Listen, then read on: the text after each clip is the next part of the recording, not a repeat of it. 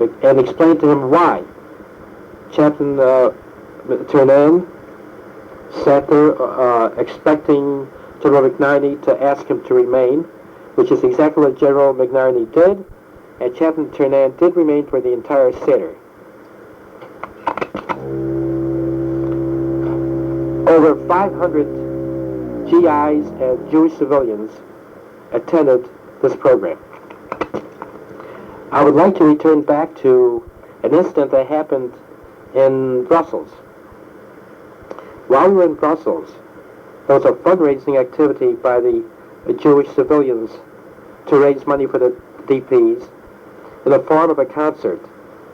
The artist that was to perform was a man who was famous as a pianist for many years and has somehow managed to survive concentration camp. His name was Ashkenaz, and he performed at the Beaux-Arts in Brussels. At this performance, the Queen Mother attended, which was a marvelous tribute to the Jewish people.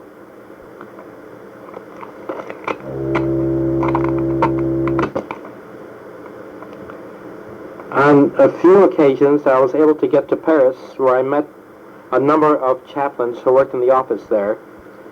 Chaplain Hyman did a marvelous job in the Paris area. There were many, many refugees arriving in Paris all the time, but I know he did an awful lot of work with them. I also met other chaplains in the other districts around Paris, Chaplain Elephant, who worked a great deal with Jewish civilians.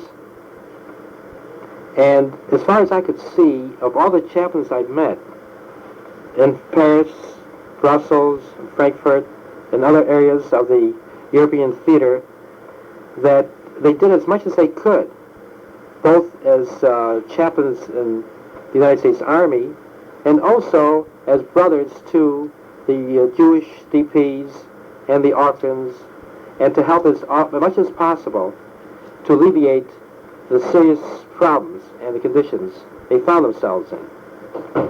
What struck me as being a very difficult task, however, was this. The chaplains were constantly being reassigned so that they didn't stay in any one place too long. Or another situation that hampered their activity was being discharged or being reassigned or constantly moving from one situation to another. As a result, naturally, the great burden had to be placed on the JDC, the Joint Distribution Committee, for their personnel could remain in one place and do the job that had to be done. Ours was makeshift.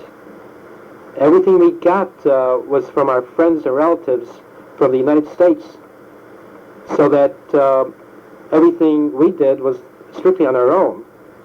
Whereas with the JDC, or the Jewish Welfare Board, this was well organized and systematized.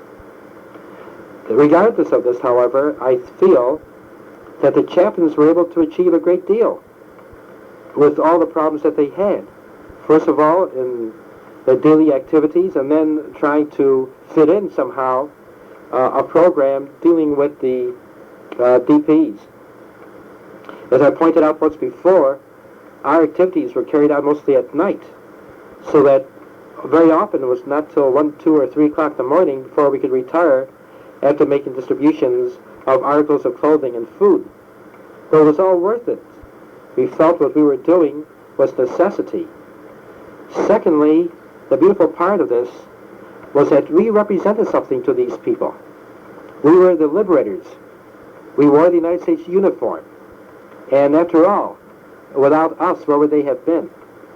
So being the liberators and representing the United States military might, they felt a closeness to us, and they loved us, and they respected us. So therefore, our role to serve these people was one that they accepted with open arms.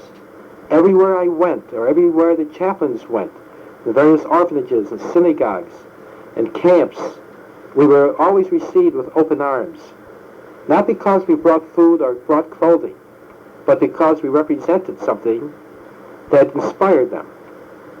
And I'm sure that the chaplains, therefore, we must then say, contributed a great deal to the welfare of these people. Now this completes my story. Today's date is December the 18th, 1974, almost 30 years since this episode of my life.